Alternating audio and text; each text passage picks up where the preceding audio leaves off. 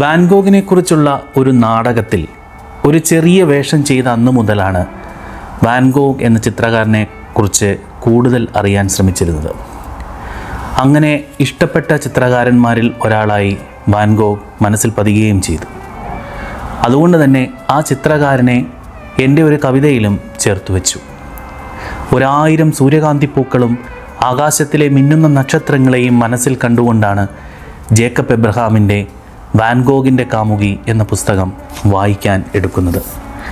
ഈ പുസ്തകം വായിച്ചു കഴിയുമ്പോൾ പുസ്തകത്തിൻ്റെ പേര് പോലെ തന്നെ വാൻഗോഗിനേക്കാൾ കൂടുതൽ അറിഞ്ഞത് അദ്ദേഹത്തിൻ്റെ കാമുകി സിയാനെയായിരുന്നു.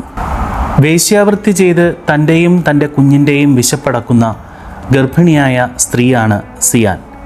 ഡിസംബറിൻ്റെ തണുപ്പിൽ അവളുടെ രക്തം ചൂടുപിടിപ്പിക്കാൻ വേണ്ട മദ്യവും വിശപ്പടക്കാനുള്ള ഭക്ഷണത്തിനുമായി ആ തെരുവിൽ തെണ്ടി നിൽക്കുമ്പോഴാണ് കറുത്ത തുപ്പിയും കയ്യിൽ നിറഞ്ഞു വീർത്തിരിക്കുന്ന തുകൽ സഞ്ചിയും തോളിൽ ചണസഞ്ചിയും പുറത്ത് ചിത്രരചനാ സാമഗ്രികളുമായി ആ ചിത്രകാരൻ അവൾക്ക് മുന്നിൽ വന്നിറങ്ങുന്നത്. അവരുടെ കഥ അവിടെ തുടങ്ങുകയാണ്.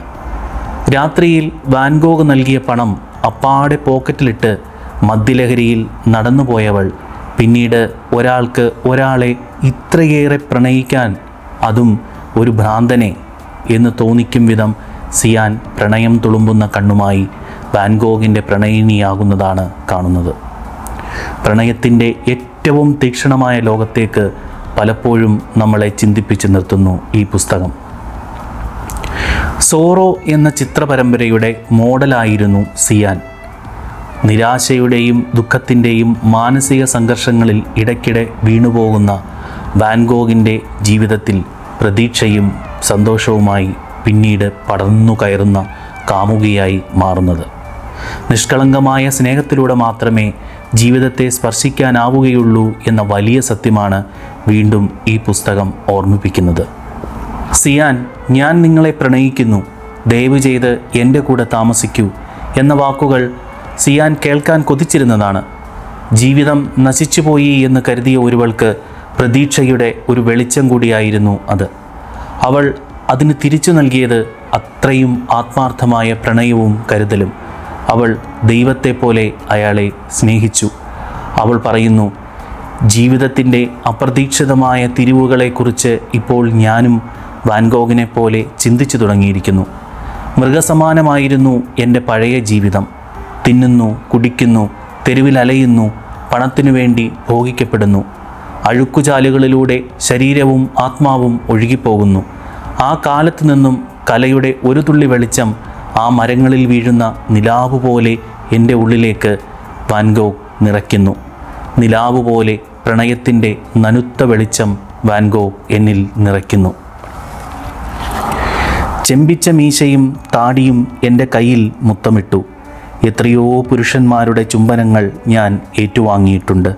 എങ്കിലും ആ നിമിഷം എൻ്റെ ശരീരം വിറച്ചു, ഉള്ള് പുളകമണിഞ്ഞു.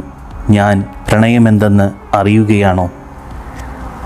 വാൻഗോഗ്, ആ പേരുച്ചരിക്കുമ്പോൾ തന്നെ എൻ്റെ ഹൃദയം തുടിക്കുന്നു.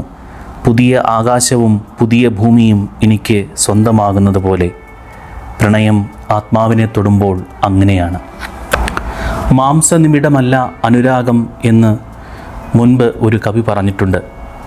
പ്രണയമെന്നാൽ ശരീരം പങ്കുവയ്ക്കലല്ലെന്നും ഹൃദയത്തോട് ഒട്ടിച്ചേരുന്ന പ്രതിഭാസമാണെന്നും സിയാൻ വാൻഗോഗ് പ്രണയം നമ്മെ പഠിപ്പിക്കുന്നു. ഈ നോവലിൽ സിയാനും വാൻഗോഗിനുമൊപ്പം മറ്റു 2 പേരുടെ കൂടി കഥ പറയുന്നുണ്ട്.